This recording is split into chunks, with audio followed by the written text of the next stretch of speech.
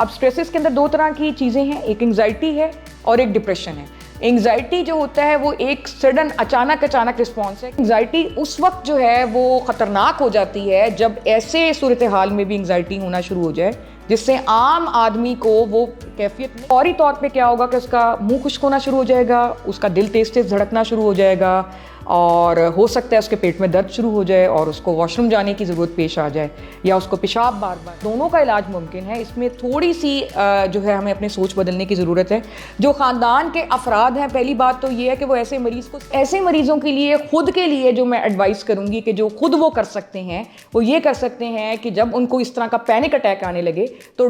हमें उनकी पर्सनैलिटी को देखते हुए ये फैसला करना पड़ता है कि क्या एक गोली अगर वो खा लें और उससे उनकी ज़िंदगी खुशगवार गुजर सकती है तो क्या वो भारी है, या फिर हम इस चीज़ का रिस्क लें कि हम 6 महीने साल बाद वो दवाई बंद करा दें। अस्सलाम वालेकुम, मेरा नाम डॉक्टर फ़रा सादिक है और मैं associate professor Lahore general hospital से वाबस्ता हूँ और शाम के वक्त जो है मैं चुगताई मेडिकल सेंटर अस्करी 11 में 6 to 8 daily Monday till Friday जो है वो बैठती हूँ। आज का जो मौजू है वो बहुत अहम है और वो है स्ट्रेस, यानी कि ज़हनी दबाव और परेशानी से रिलेटेड।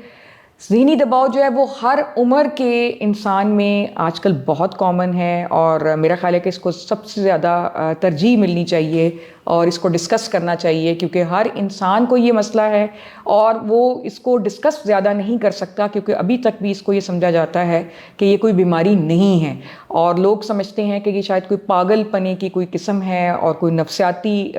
मरीज़ है ये, और उसको बुरा भला कहा जाता है जिसकी वजह से वो और डाउन फील करता है, जो कि एक बहुत ही गलत अप्रोच है।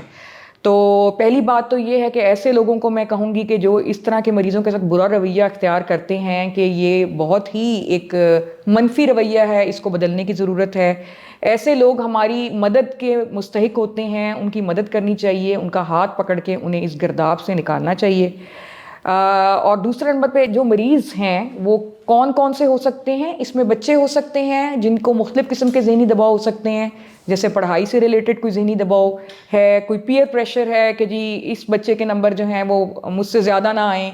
कुछ बच्चों को खुद से इस चीज़ का एहसास होता है। फिर कुछ माँ बाप होते हैं वो ये कहते हैं कि इतने नंबर लेने हैं या मेडिकल करना है या प्री इंजीनियरिंग करनी है, तो ये स्ट्रेसेस हो सकते हैं। फिर उसके बाद एडल्ट लाइफ में मुख्तलिफ़ किस्म के स्ट्रेसेस हो सकते हैं, जैसे पैसों का स्ट्रेस हो सकता है, जैसे मियाँ बीवी के दरमियान में अगर नहीं बन रही उसका स्ट्रेस हो सकता है, जैसे वर्क प्लेस का स्ट्रेस हो सकता है कि आप वहाँ पर एडजस्टेड नहीं हैं तो वो स्ट्रेस हो सकता है। बुढ़ापे में या मिडिल एज के अंदर अगर आपको कोई बीमारी है तो उससे ज़हनी दबाव हो सकता है कि यार अब मेरा क्या बनेगा, ये बीमारी तो ऐसी नहीं है कि जो ठीक हो सकती है। जैसे कि अगर किसी को खुदा न खास्ता कैंसर है या कोई ऐसी खुदा न खास्ता बीमारी है जो कि पता है कि जानलेवा है, तो वो स्ट्रेसेस जो हैं इस तरह से मुख्तलिफ टाइप्स के हो सकते हैं। अब स्ट्रेसेस के अंदर दो तरह की चीज़ें हैं, एक एंग्जाइटी है और एक डिप्रेशन है। एंग्जाइटी जो होता है वो एक सडन अचानक रिस्पॉन्स है कि आप एक परेशान कुन सूरत हाल से दो चार हैं। मिसाल के तौर पे आपका इम्तिहान होने वाला है, मैं एक एग्जांपल दे रही हूँ आपको एक बच्चे का,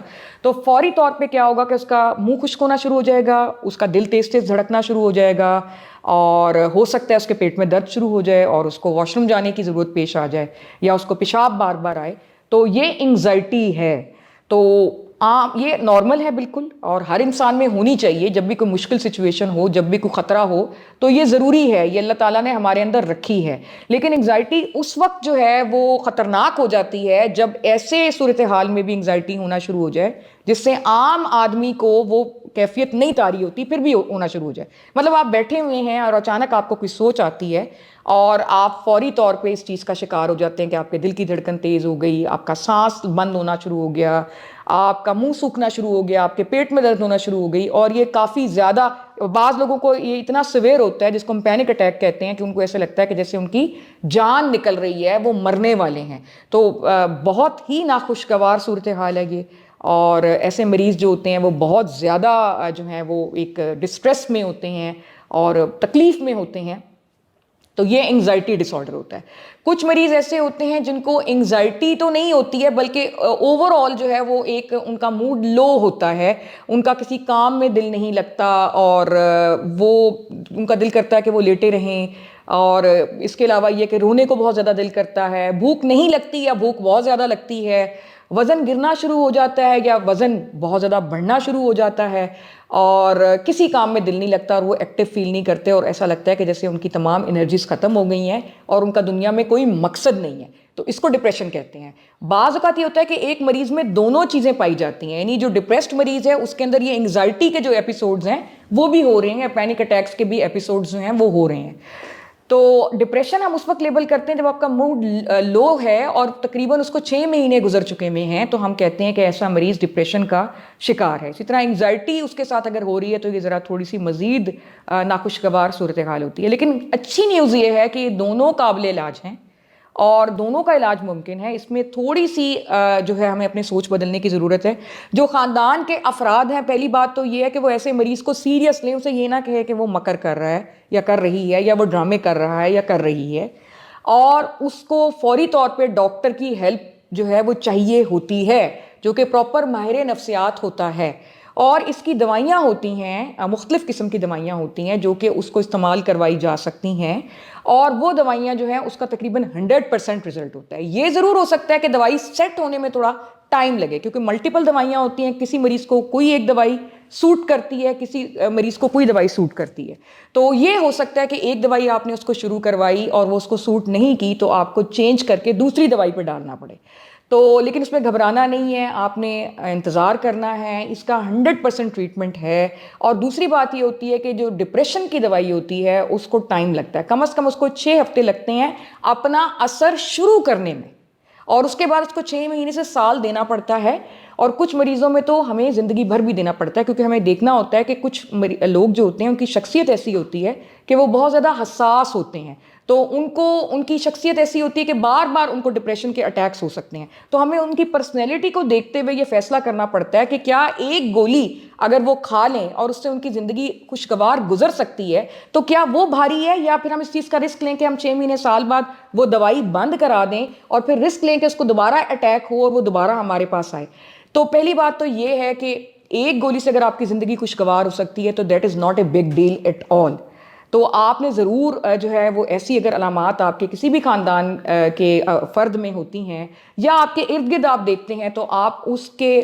فیملی ممبرس کو سمجھائیں کہ یہ ایک جینون پرابلم ہے اور یہ ہماری اس کو مدد کی ضرورت ہے، اور یہ کوئی نفسیاتی نہیں ہے، یہ کوئی پاگل نہیں ہے، اس کو پلیز ہیلپ آؤٹ کریں۔ اور ایسے مریضوں کے لیے خود کے لیے جو میں ایڈوائز کروں گی کہ جو خود وہ کر سکتے ہیں وہ یہ کر سکتے ہیں کہ جب ان کو اس طرح کا پینک اٹیک آنے لگے تو ڈیپ بریدنگ ایکسرسائزز وہ کر سکتے ہیں، چاہے وہ کسی بھی جگہ پہ بیٹھے ہوئے ہیں وہ یہ ایکسرسائز کر سکتے ہیں۔ اور وہ کیا ڈیپ بریدنگ ایکسرسائز ہوتی ہے؟ آپ نے لمبا سانس اندر کی طرف لینا ہے،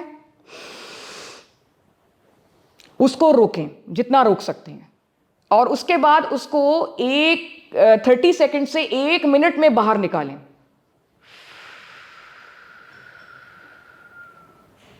اس طرح آپ 10 سے 15 مرتبہ کریں اور آپ کی یہ حالت جو ہے وہ کافی حد تک بہتر ہو جائے گی۔ یہ ڈیپ بریدنگ ایکسرسائزز جو ہیں یہ کوئی بھی بندہ جو ہے وہ کسی وقت بھی کر سکتا ہے فوری طور پہ اس پینک اٹیک سے نجات پانے کے لیے۔ لیکن اس کا ڈیفینیٹو حل، یعنی جو مکمل اس کا جو حل ہے وہ یہی ہے کہ آپ ماہر نفسیات کے پاس جائیں، اس کو ڈسکس کریں، اور وہ آپ کی تمام تر معلومات کو صیغہ راز میں رکھتا ہے، اور یہ کوئی ایسی بات ہے بھی نہیں کہ جس کو چھپایا جائے۔ جس طرح دوسری بیماریاں ہیں، پلیز یہ اسی طرح کی ایک بیماری ہے، میری آپ سب سے یہ ریکویسٹ ہے کہ اس کو بھی ایک بیماری سمجھیں۔ ہاں، اس بیماری کی جو اچھی بات ہے وہ یہ کہ یہ 100% ٹریٹیبل ہے، لیکن اگر آپ اس کو ٹریٹ نہیں کریں گے، آپ ماہر نفسیات کے پاس نہیں جائیں گے تو آپ اپنے اس پیارے کو کھو سکتے ہیں، کیونکہ وہ خودکشی بھی کر سکتا ہے، اور اس کی جتنی بھی جو روٹین کی جو ایکٹیویٹیز ہیں وہ اس میں ناکام ہوتا جائے گا۔ اگر وہ طالب علم ہے وہ پڑھائی میں فیل ہوگا، اگر وہ کوئی ہاؤس وائف ہے یا وہ ہسبینڈ ہے